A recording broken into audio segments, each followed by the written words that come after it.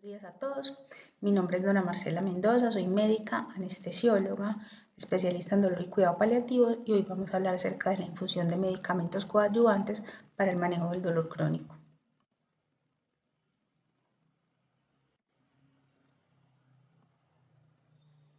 Vamos a abarcar inicialmente una introducción y luego vamos a mencionar las siguientes moléculas: la lidocaína, la ketamina, el magnesio y las vitaminas B12 y vitamina C, para terminar con unas conclusiones. El uso de medicamentos intravenosos como coadyuvantes en general es una terapia que usamos para pacientes con dolor refractario. La evidencia que vamos a encontrar de todas las moléculas que leemos es una evidencia en construcción, porque las indicaciones en principio son off-label, es decir, son indicaciones que van por fuera de las que inicialmente generó el fabricante y de las que están, digamos, aprobadas frente a la FDA. En ese sentido, es muy importante que tengamos mucha claridad de la indicación y que tomemos las medidas de precaución de seguridad en el uso, porque nunca ninguno de estos medicamentos está específicamente rotulado para su uso en dolor, sino que es un uso que nosotros los médicos le damos a través de la experiencia y obviamente de la evidencia.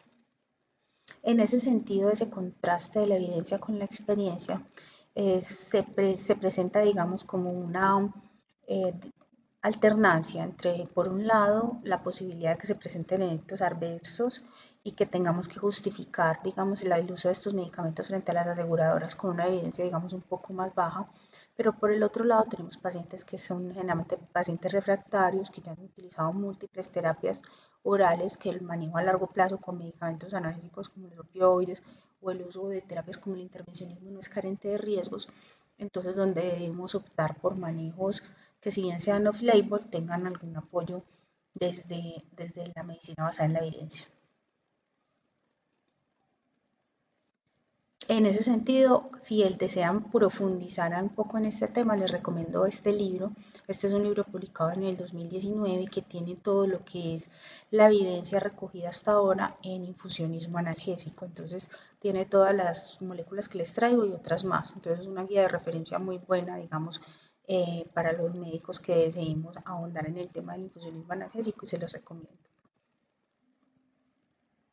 Acá les traigo esta revisión, que es una revisión sobre el uso del infusionismo en dolor neuropático, que es publicada este año. Eh, ¿Por qué se las traigo? Porque la mayor parte de la evidencia que vamos a ver, si se dan cuenta, es básicamente el dolor neuropático. Entonces, el uso de infusionismo analgésico, aunque no es exclusivo del dolor neuropático, sí es en ese escenario donde tiene el mayor cuerpo de evidencia.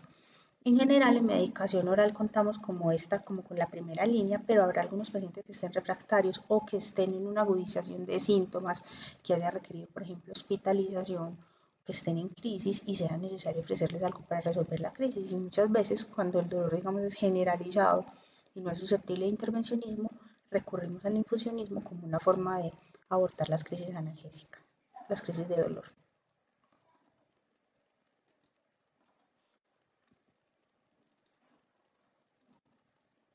Entonces, empecemos hablando de la lidocaína. La lidocaína es un medicamento, digamos, bastante antiguo y su evidencia de uso sistémico como analgésico está desde 1962. El mecanismo de acción fundamental de la lidocaína se da a través del bloqueo de canales de sodio voltaje dependientes, pero también tiene efectos sobre otros canales como los canales de potasio, y su rol como analgésico está tanto en dolor inflamatorio como dolor neuropático, ¿cierto? Tiene una acción tanto periférica como espinal y se considera que al bloquear los canales de sodio disminuye como los disparos rápidos ectópicos que puedan tener algunos pacientes, específicamente en dolor neuropático, y por eso su utilidad en ese tipo de dolor. Inicialmente su uso fue como antiarrítmico y de hecho todavía es posible usarla como antiarrítmico. Y la dosis y velocidad de infusión en dolor es todavía materia de debate, porque viene un asunto que es entender cuáles son las concentraciones analgésicas que son eficaces para el manejo del dolor y asimismo que son seguras para evitar los otros efectos que tiene sobre la conducción cardíaca, por ejemplo, o la conducción neuronal con la posibilidad de causar convulsiones. Estos son algunos de los escenarios clínicos donde la lidocaína se ha considerado útil: la neuralgia posherpética, las polineuropatías de distintos orígenes, incluyendo la diabética, el síndrome doloroso regional complejo, la fibromialgia, las crisis de anemia de células falciformes y todo lo que es el dolor perioperatorio. Digamos que si usted lo usa dentro de estas indicaciones, está usándolo dentro de las indicaciones clásicas. Esta diapositiva que les traigo es de una revisión del uso perioperatorio de la lidocaína intravenosa de la Sociedad Americana de Anestesiología. Y como vemos, el principal cuerpo, digamos, de evidencia para el uso perioperatorio de la lidocaína está en cirugía abdominal. ¿Y por qué es tan interesante el perfil de la lidocaína para cirugía abdominal? Porque se ha demostrado que disminuye el consumo de opioides y con esto, asimismo, disminuye la producción de hilio y náuseas y vómito posoperatorio. Como sabemos, el hilio es una complicación muy frecuente de la cirugía abdominal y una complicación muy temida. Entonces, al lograr reducir el consumo de opioides, el uso de infusiones de lidocaína se considera muy útil en cirugía abdominal, tanto en cirugía abierta como laparoscópica. Entonces, digamos, el mayor cuerpo de evidencia de lidocaína en seguridad y en infusiones empezó con este tema del uso perioperatorio en cirugía abdominal. Algunos estudios posteriores han, digamos, analizado el rol de la lidocaína en otros escenarios, pero también del dolor neuropático que se ha encontrado. Por ejemplo, esta es una revisión con metaanálisis, que es de las más citadas cuando leemos el tema de lidocaína intravenosa para dolor. Son 15 estudios con un total de 250 pacientes y se encontró que la lidocaína tenía una reducción significativa del dolor cuando la comparamos con placebo, con una baja heterogeneidad, es decir, un resultado bastante confiable. Pero esto en el periodo inmediato, más o menos 6 a 8 horas después de que se para la infusión de lidocaína, asimismo el efecto, digamos, desaparece. De hecho, la evidencia estaba para el momento inmediato en el preoperatorio, ya cuando se miraban infusiones múltiples en más de 1, 2, 3, 4 semanas, no había diferencia en hacerlo con placebo. Es decir, parece que el efecto de la lidocaína como analgésico está presente, es positivo, pero es muy inmediato, desaparece después del uso. No hay mucha evidencia que aporte su utilidad, digamos, a largo plazo, sino más bien como para manejar la crisis aguda.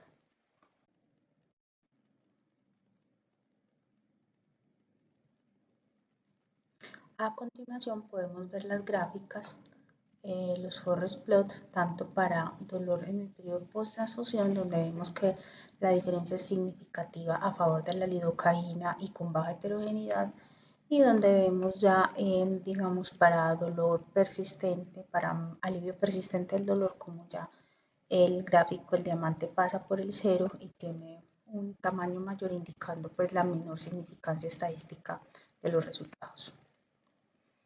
Algunos estudios han mostrado que dosis desde 1 miligramo por kilo pueden ser útiles. En cambio, otros han dicho que dosis entre 1 a 3 miligramos por kilo no son mejores que el placebo. Esto es problemático porque dosis mayores de 3 miligramos por kilo se han asociado de forma significativa con toxicidad. Entonces parece que el rango terapéutico es bajo. La diferencia entre mejoría del dolor y toxicidad es más bien, digamos, estrecha. Con respecto a la velocidad de infusión, se ha encontrado que infundirla a más de 50 miligramos por kilo minuto puede incrementar el riesgo de efectos adversos cardiovasculares. Hay protocolos para el uso ambulatorio y también hospitalizado. Y en general se ha encontrado que los efectos adversos cuando se utilizan dentro de las dosis recomendadas inferiores a 3 miligramos por kilo son superiores a placebo, se presentan de forma más común, pero no son severos, o sea, no mortalidad ni efectos adversos, digamos, graves. Hay que tener en cuenta que estos estudios siempre se realizan en pacientes con electrocardiogramas normales y sin anormalidades hidroelectrolíticas, es decir, en el paciente óptimo. Como los pacientes hospitalizados y los pacientes que tenemos rara vez son los pacientes óptimos, pueden tener alguna de estas comorbilidades, siempre hay que tenerlo en cuenta y tratar de irse más hacia las dosis más bajas cuando presenten ese tipo de comorbilidades. Este estudio se los quise traer porque es un reporte de caso de 22 casos donde se usó lidocaína por vía subcutánea en pacientes con cáncer, con dolor por cáncer. Es un estudio retrospectivo de pacientes que tenían un dolor refractario a opioides, más bien de uso anecdótico, ¿cierto? Pero para demostrar que es posible y que es un recurso factible, digamos, si el paciente no tiene ya vía intravenosa disponible. Los pacientes duraron en promedio 5.5 días con dosis medias de 0.5 miligramos kilo hora y un 68% de los pacientes reportaron una reducción del dolor superior a 2 puntos. Entonces digamos, es una forma de uso anecdótica eventual, pero que se puede considerar, digamos, en el paciente indicado. Esto que les traigo aquí me parece importante porque son las guías, digamos las guías de consenso internacional en el uso de lidocaína intravenosa para el dolor. Estas son específicamente para dolor postoperatorio y para con un escenario más agudo, pero como en lidocaína no tenemos guías para uso en dolor crónico, esto es lo más aproximado a un consenso internacional en seguridad en su uso. Y si bien no son una camisa de fuerza que nos obligue como a hacerlas y aplicarlas exactamente tal como ellos lo refieren, sí es bueno que tengamos en cuenta su existencia a la hora de elaborar los protocolos institucionales de donde trabajemos. Estas guías son de una revista que es fundamentalmente inglesa, eh, publicadas en el 2021. Evalúan exclusivamente el uso en el posoperatorio y hacen mucho énfasis en la seguridad de la intervención, porque digamos, la salida de estas guías estuvo en relación con un par de eventos adversos fatales con el uso de lidocaína intravenosa que se presentaron en el Reino Unido. Entonces las guías fueron como una respuesta a esos eventos adversos y por eso mismo hacen mucho énfasis en la seguridad de la intervención. ¿Qué nos dicen estas guías entonces? Lo principal al pensar en lidocaína intravenosa es la seguridad. No es claro cuáles son los niveles plasmáticos que garantizan analgesia, pero lo que sí es claro es los niveles con los cuales tenemos toxicidad. Entonces, a partir de 9 microgramos, de 9 a 10 microgramos por mililitros es garantizada la toxicidad severa, pero esa toxicidad se puede presentar desde concentraciones tan bajas como 5 microgramos por mililitro, que son muy parecidas a las que obtenemos con dosis de infusión estándar para dolor crónico. Recomienda siempre usar dosis de infusión menores a 3 miligramos por kilo hora, siempre menores a esta. Y tener en cuenta que en la toxicidad, en la aparición de toxicidad, influyen tanto la dosis, la velocidad de infusión y la duración total de la infusión. ¿Qué pasa? Que la cinética digamos, de la concentración plasmática de la lidocaína es lineal hasta las primeras 12 horas, pero después de las primeras 12 horas la cinética se hace no lineal, es decir, la concentración va aumentando exponencialmente, así conservemos la infusión a la misma tasa, lo cual puede llevar a una acumulación progresiva del medicamento. Entonces, por ejemplo, después de una infusión de 24 horas de lidocaína, usted conserva las concentraciones de lidocaína plasmática hasta por 4 horas más. Por 24 horas se hace más largo ese periodo, imagínese usted por 48 o 72 horas que a veces las llevamos. La recomendación de ellos es, si vamos a dejar esta infusión, es no dejarla más de 24 horas, esa es la primera recomendación, las dosis de lidocaína solo por 24 horas. Y si lo vamos a dejar más de 24 horas, reducir siempre la dosis en un 50%. Hay que entender también que estas son las guías desarrolladas pensando en el paciente agudo, no en el paciente crónico, pero la recomendación que ellos hacen cuando dejamos la infusión más de 24 horas es disminuir la dosis a la mitad, por esa cinética no lineal del medicamento. Tener en cuenta también las comorbilidades del paciente. Pacientes con falla cardíaca disminuye el volumen de distribución del medicamento, entonces en ese sentido puede aumentar la toxicidad. Pacientes con falla hepática, falla renal, acidosis metabólica y hipoalbuminemia, todos son factores que se pueden asociar a la acumulación del medicamento y eventualmente a la presentación de toxicidad. ¿Cuáles son las contraindicaciones indicativas, digamos, claras para evitar el uso de la lidocaína? La enfermedad cardíaca, específicamente las anormalidades de la conducción cardíaca, un bloqueo AV de segundo o tercer grado, un bloqueo bifasicular, son todas contraindicaciones para el uso. Cualquier alteración hidroelectrolítica, la presencia de convulsiones o enfermedad neurológica que se caracterice por convulsiones en el paciente, alteraciones renales o hepáticas y el embarazo y la lactancia porque no hay evidencia de la seguridad de uso en esos escenarios. Como les decía ahorita, la toxicidad con lidocaína, entonces la lidocaína tiene un rango terapéutico muy estrecho. Entonces, más o menos, como les decía yo ahorita, cuando estamos alrededor de 5 microgramos por mililitro, ya se puede empezar a presentar toxicidad, ¿cierto? Con la presencia de tinnitus, de sabor metálico en la boca, entre otros, y 5 microgramos por mililitro es una concentración que podemos alcanzar con las dosis de 1 o 1.5 mililitros kilo hora de lidocaína que usamos comúnmente en el escenario clínico. Entonces nos estamos moviendo en un rango estrecho, ¿cierto? A medida que esa concentración va aumentando, pueden presentarse otros eventos adversos más graves, como alteración de la conciencia, coma, convulsiones, depresión de la función miocárdica, arritmias, paro respiratorio y paro cardíaco. Estos eventos adversos tan severos que se pueden presentar con la toxicidad por anestésicos locales tienen un antídoto específico que se llama el intralipid. Entonces, digamos que siempre que usted vaya a usar anestésicos locales por vía intravenosa, tiene que estar seguro de que su institución cuenta con el antídoto para el veneno, ¿sí? Si sabemos que es un medicamento que tiene una potencialidad de causar complicaciones, incluso hasta la muerte, ¿sí? Sería muy irresponsable utilizarlo en un sitio donde no contemos con el antídoto, más que el antídoto es de amplio uso y de fácil adquisición por las instituciones hospitalarias donde trabajamos. Usualmente en todos los servicios de anestesia, en el momento en el carro de paros, hay una intralipida, ¿sí? Pero si nosotros vamos a colocar infusiones de lidocaína por fuera de ese escenario, en hospitalización, es importante que los médicos que estén ahí supervisando la situación sepan que este es el antídoto y sepan dónde se encuentra.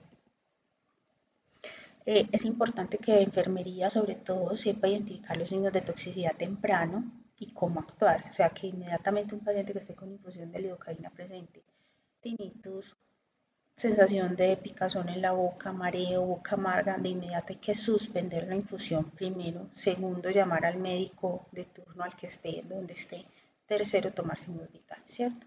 Y enfermería debe estar entrenada para reconocerlos y para saber la gravedad de dichos síntomas, porque digamos, la diferencia entre un paciente estar diciendo, doctora, es que estoy sintiendo algo raro en la boca y estar convulsionando puede ser un minuto. Y es claro que el sitio donde se encuentra la infusión de lípidos al 20% debe estar disponible y la personal debe saber dónde se encuentra, ¿cierto? Porque es una medida que debe ser inmediata, porque la posibilidad de que un paciente de estos haga paro y que salga del paro si no usamos intralípida es muy baja. Entonces conocemos esta toxicidad por anestésicos locales en la literatura de anestesia se conoce como LAST, ¿sí? Toxicidad por anestésicos locales, entonces pongámonos en el escenario, ¿sí? Que somos los médicos de turno, estamos pasando nuestra ronda y nos llaman y nos dicen, doctor, es que la paciente de la migraña que le pusimos la infusión de lidocaína está convulsionando, ¿sí? Entonces, ¿qué tenemos que hacer? Tenemos que conocer a la perfección el protocolo de manejo y la lista de chequeo de crisis de toxicidad por anestésicos locales.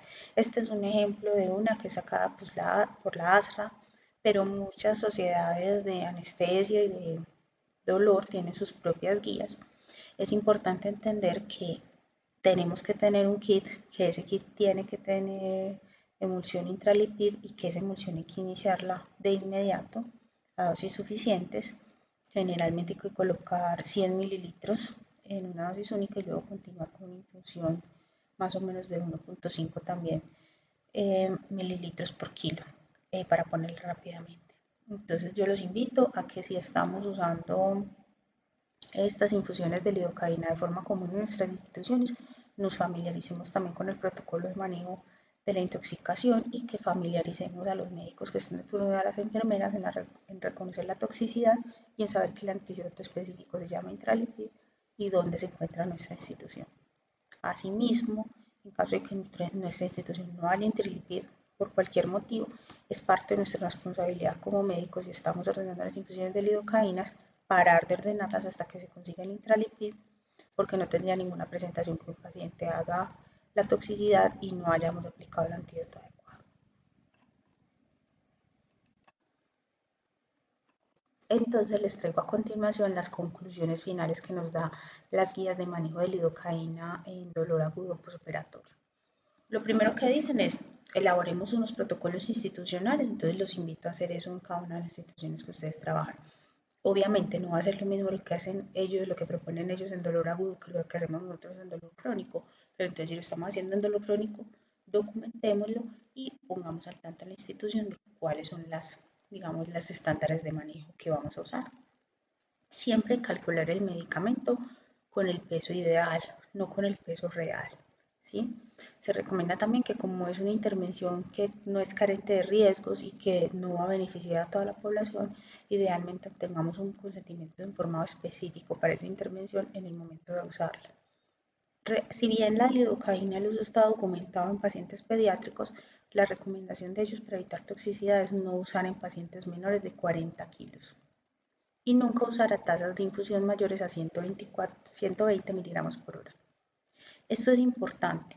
Muchos de los pacientes que podamos usar lidocaína en un postoperatorio son pacientes que ya han tenido alguna intervención con anestésico local, ejemplo, un bloqueo de fascia, una epidural, una infiltración de puertos. Entonces siempre se deben esperar un mínimo de 4 horas para usar infusión de lidocaína en un paciente que haya sido, digamos, que se le haya puesto un bloqueo analgésico, que se le haya hecho cualquiera de esas intervenciones. Y está completamente contraindicado colocar infusión de lidocaína en paciente que tiene infusión de bupivacaína por otra vía, porque la toxicidad es sumatoria, entonces se aumenta el riesgo de que el paciente presente algún evento adverso.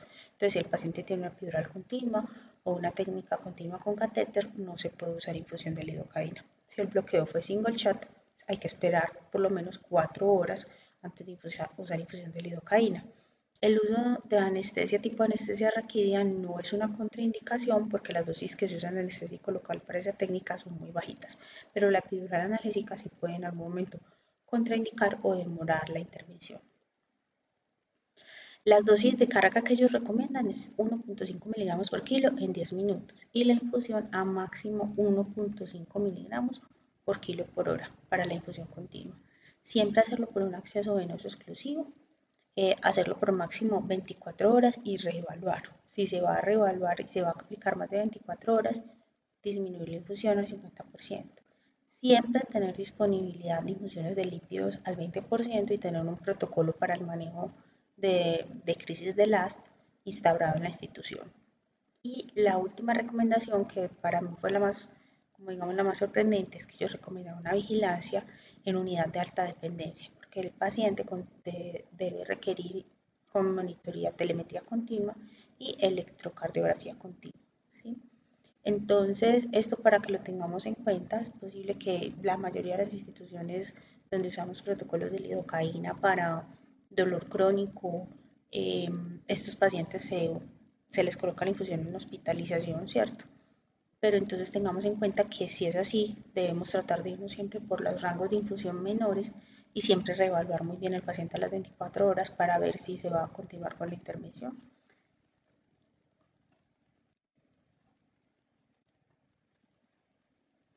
Bueno, a continuación, entonces ya terminamos el tema de lidocaína, ya les resumí la evidencia de lidocaína, hablemos de ketamina.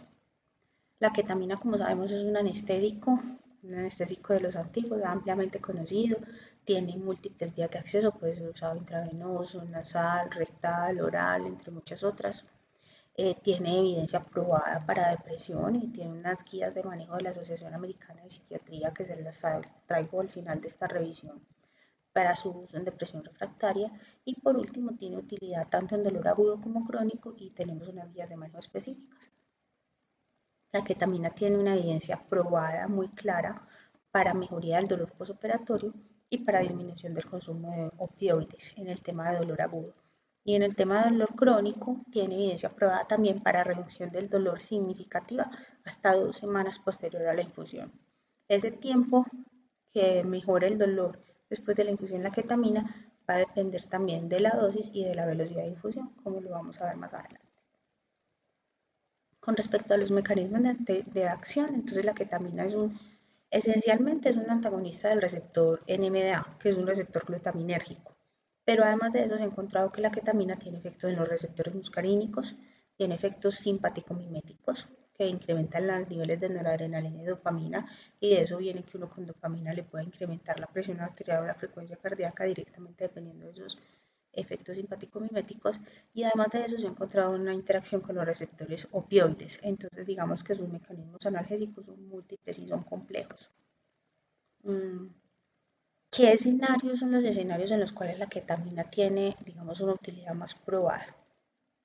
El uso perioperatorio en cirugías que el nivel de dolor alto, claramente. Si la cirugía tiene un nivel de dolor mayor, pues existe más probabilidad de que se encuentre un beneficio significativo con el uso de una de estas medidas analgésicas. Asimismo, en todos los pacientes que tienen tolerancia previa a opioides y que son consumidores de opioides, la ketamina se considera como un recurso útil para disminuir la sensibilización que ya está instaurada en el paciente. Los pacientes con crisis de cédulas falciformes, los pacientes con síndrome doloroso regional complejo y también hay una evidencia, digamos, bastante amplia de los pacientes que tienen dolor central por trauma raquimedular. Esos son los escenarios clásicos. Estos otros escenarios, la neuralgia posherpética, el dolor por cáncer que tiene componente neuropático, la fibromialgia, la migraña y el dolor lumbar crónico, son escenarios donde la evidencia es, digamos, más mixta. Hay estudios a favor y hay estudios en contra, pero igualmente en un paciente refractario a otras medidas usted tendría elementos de donde defender el uso de una infusión de ketamina. Este es el primer consenso que les trae. Este es el consenso para el uso intravenoso de ketamina en dolor agudo, publicado en el 2018. ¿Cuáles son las recomendaciones generales? Bueno, entonces hablemos ahora de las recomendaciones que trae la guía. Con respecto a la dosificación, la guía nos recomienda que si vamos a usar un bolo intravenoso, no sobrepasemos las dosis de 0.3 miligramos por kilo. Y asimismo, si vamos a hacer dosis de infusión, no sobrepasar más de 1 miligramo por kilo hora. Se considera que si vamos a pasar infusiones de más de esta cantidad, deberíamos estar en el escenario de una unidad de alta dependencia donde haya monitoría continua del paciente. Generalmente estas dosis de 1 miligramo por kilo hora se consideran como dosis tope, las dosis máximas que se usan, porque en dolor crónico e incluso en dolor agudo la mayoría de las veces podemos encontrar utilidad con dosis entre 0.1 y 0.5 miligramos por kilo hora, es decir, dosis muy inferiores. Asimismo, recomiendan que se puede usar también los opioides mezclados directamente en la PSA, una mezcla de ketamina con hidromorfona, ketamina con morfina, según el opioide que haya sido la elección, que vayan pasando en bolos junto con la PSA y de esta forma se ha encontrado que puede haber una reducción en el 30% de consumo de opioide de la PSA. Y recomiendan que siempre los pacientes que estén con infusión de ketamina deben ser vigilados por personal que tenga entrenamiento en reanimación cardiopulmonar y manejo de vía aérea, soporte vital avanzado. Con respecto a las contraindicaciones, hay algunas contraindicaciones absolutas para el uso de ketamina, como la enfermedad cardiovascular descompensada, porque como sabemos es simpático mimético, puede aumentar la frecuencia cardíaca, la presión arterial de forma, digamos, importante, aunque esos efectos hemodinámicos no es tan común verlos en las infusiones que usamos en dolor crónico. Hay que tener en cuenta que se pueden presentar y evitar su uso en pacientes que tengan enfermedad descompensada. Ejemplo, un paciente con angina inestable, al subir la frecuencia cardíaca, estamos subiendo el consumo de oxígeno miocárdico y puede aumentar el riesgo de que se infarte, entonces sería un paciente donde sería contraindicado el uso de ketamina. Asimismo, el embarazo, porque no hay evidencia de la seguridad, psicosis, por el riesgo que tiene la ketamina de producir efectos psicotrópicos, también se considera contraindicación relativa a la presencia de elevación de la presión intracraneana o intraocular, por ejemplo, en un glaucoma, la historia personal de psicosis o esquizofrenia y como una contraindicación relativa, sobre todo no en el escenario agudo, sino en los pacientes en los que se piensa hacer dosis repetidas, hay que tener en cuenta que la ketamina tiene también un potencial de abuso. Entonces, en ese sentido, si el paciente ya tiene una tendencia, digamos, al abuso de sustancias, exponerlo a la ketamina puede no ser la mejor decisión. Este es el consenso para uso en dolor crónico, también publicado en el 2018. También nos dicen que la mejor evidencia para la ketamina está en dolor neuropático, síndrome doloroso regional complejo y el dolor central post-trauma raquimedular. Y hay otros escenarios donde la evidencia, digamos, es mixta, pero también aceptable, como la fibromialgia, el dolor por cáncer. Y otros escenarios donde la evidencia es más bien pobre. Generalmente los escenarios de dolor no disectivos ponen, por ejemplo, la isquemia de miembros inferiores como un escenario donde no hay como una realidad, evidencia de efectos positivos con su uso. También hay buena evidencia para migraña, sobre todo cefalia tipo migraña y cefalia tipo clúster. Mencionan también que los efectos psicomiméticos no se relacionan directamente con la dosis, a veces son muy idiosincráticos del paciente y que la monitoría que hagamos del paciente va a depender a las comorbilidades del paciente, a la dosis que hayamos elegido. Como dijimos ahorita, dosis infusiones por debajo de 1 miligramo por kilo hora, en principio no requieren monitoría continua ni telemetría en unidad de alta dependencia, pero si tenemos un paciente que tiene patología cardiovascular, que tiene algún otro tipo de alteración, es posible que aún así queramos hacerlo en ese tipo de escenario. 3 hasta el 7% de los pacientes con infusiones de ketamina pueden presentar efectos psicomiméticos o disforias. Estos efectos psicomiméticos mejoran con el uso de benzodiazepinas o clonidina. No hay ninguna evidencia para la administración preventiva de estas sustancias, es decir, no está indicado colocar al paciente midazolam antes de iniciar la infusión con ketamina siempre. Es algo que hacemos en la medida en que se presenten los efectos.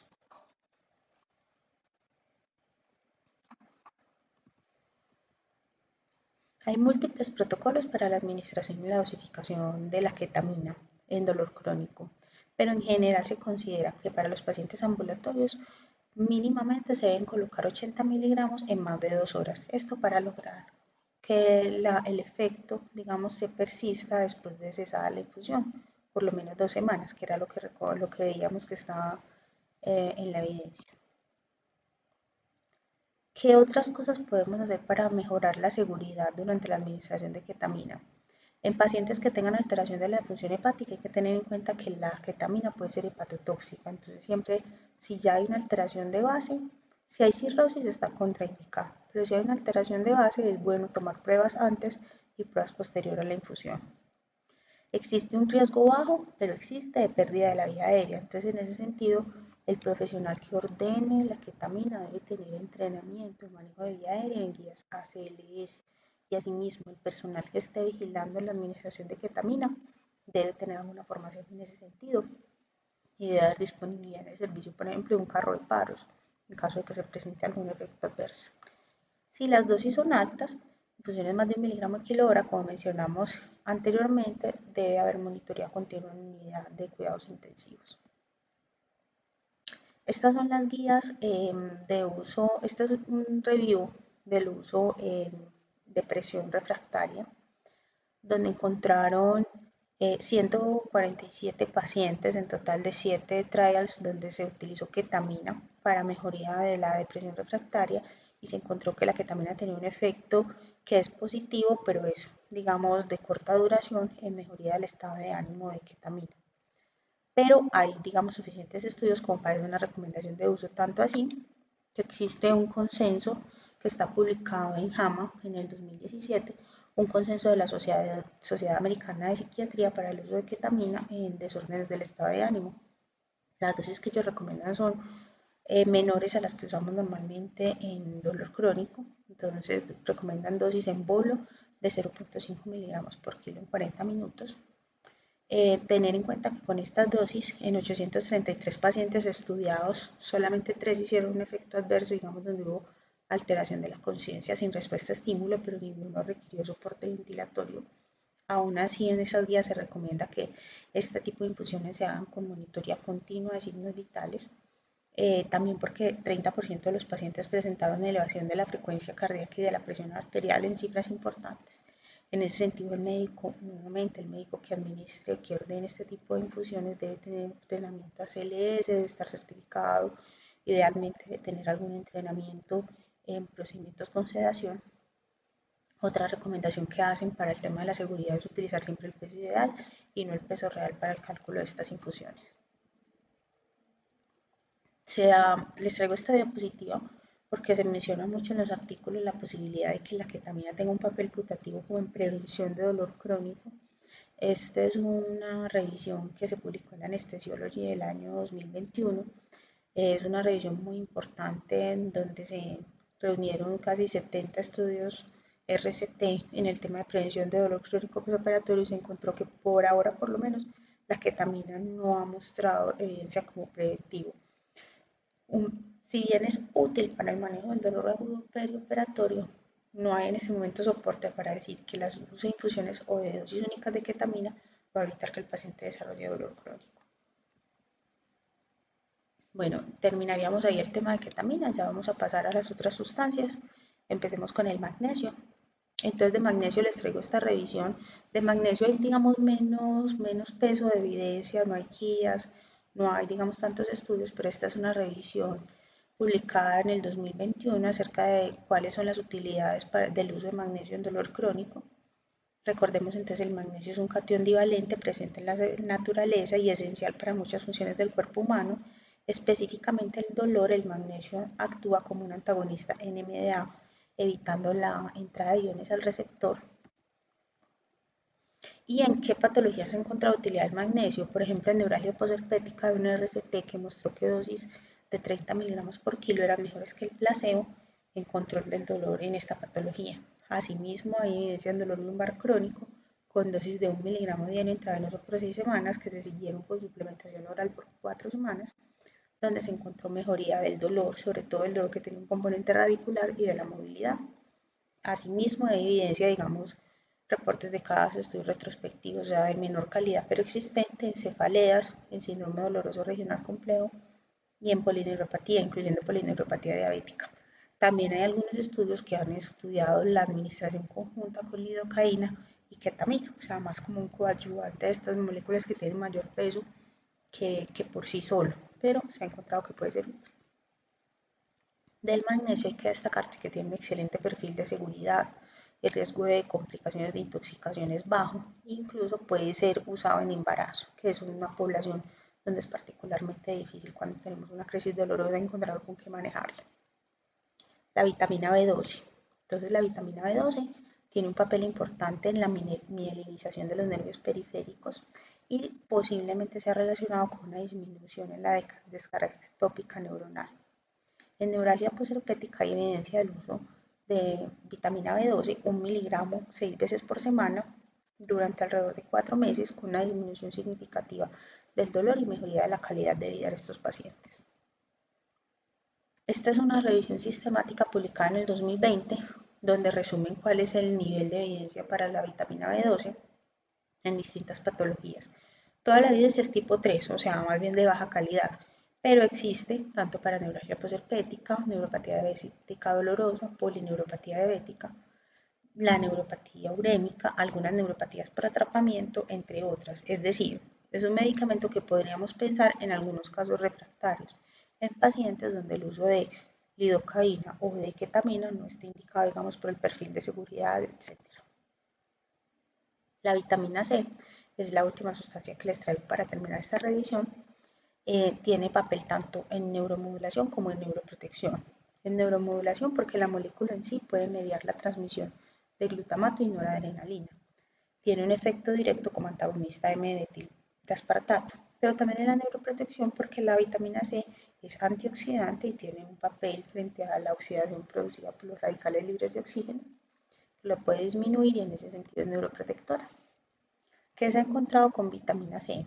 En los pacientes con quimioterapia, el uso 2 días previo a la quimioterapia de 50 miligramos de vitamina C intravenosa se ha encontrado que puede mejorar el dolor y la fatiga.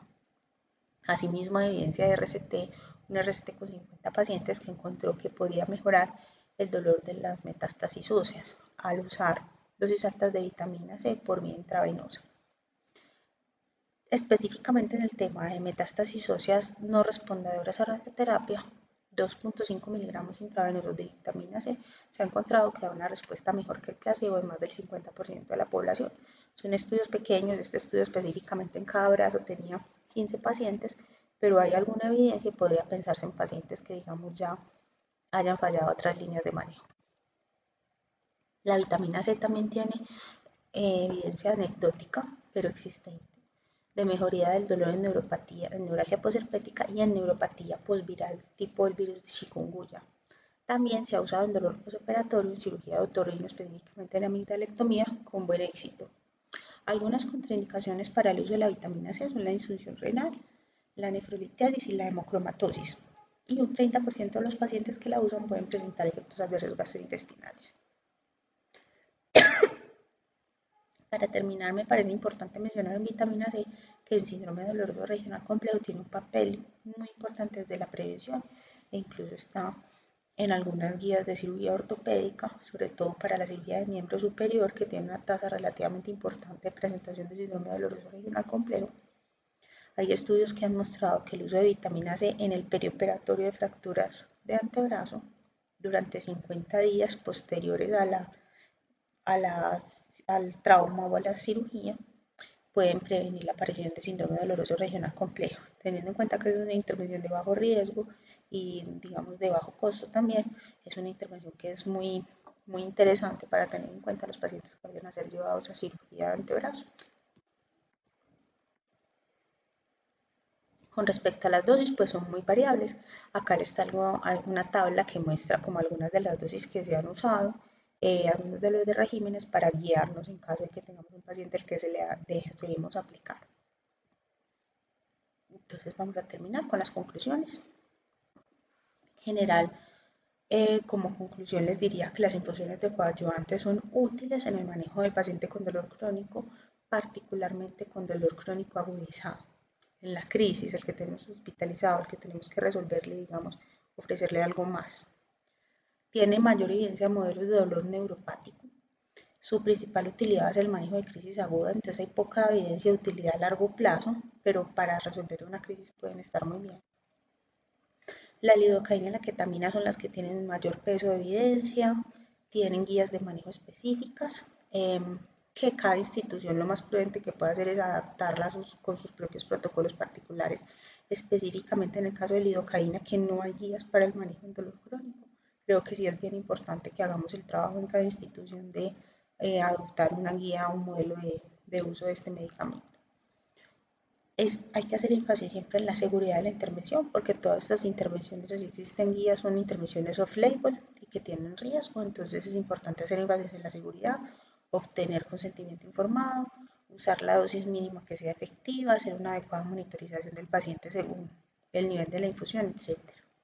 Y es importante y necesario a la hora de mandar este tipo de infusiones entrenarse o sostener las habilidades en soporte vital básico o avanzado, porque son, digamos, el requerimiento específico que hacen tanto las guías de lidocaína como ketamina para la formulación, que el médico que las hace está entrenado. Entonces tenemos la obligación, digamos, ética de entrenarnos o si ya estamos entrenados de sostener ese nivel de entrenamiento con certificación continua.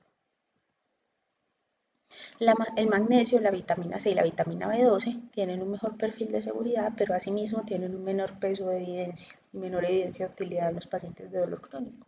Sin embargo, podríamos utilizarlo siempre en casos anecdóticos o refractarios donde no haya otra opción de manejo para el paciente, teniendo en cuenta que tienen muy buen perfil de seguridad.